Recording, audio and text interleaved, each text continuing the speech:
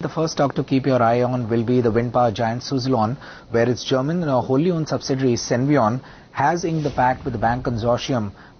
for the infrastructure financing of nearly 850 million euros, which will be for a period of 3 years. And this syndicated working capital facility will be useful for its operations. Also separately, Suzlon is considering listing the Senvion, which is its Hamburg-based subsidiary, where it is looking to raise about 600 million euros or roughly 5,000 crores from this. So the high beta counter has already surged 23% in the last 2 sessions ahead of this development. Then there is Maruti Suzuki, where the reports indicate that the company may issue a recall notice for roughly about 1.5 lakh Swift Desire units, and this, if it does turn out, could be the biggest ever auto recall for a particular model in the country. Now, it is important to note that it is not mandatory for a company to issue a recall of cars. However, companies do proactively do this, and it is because of a fuel filter fault that was actually found out in this particular model. Also, there is Alstom India, which is looking to consider the sale of its auxiliary components business on a slump sale basis,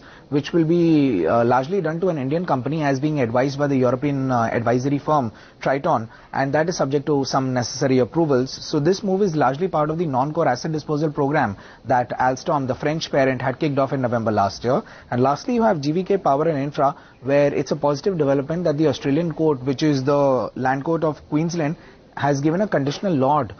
for the development of the $10 billion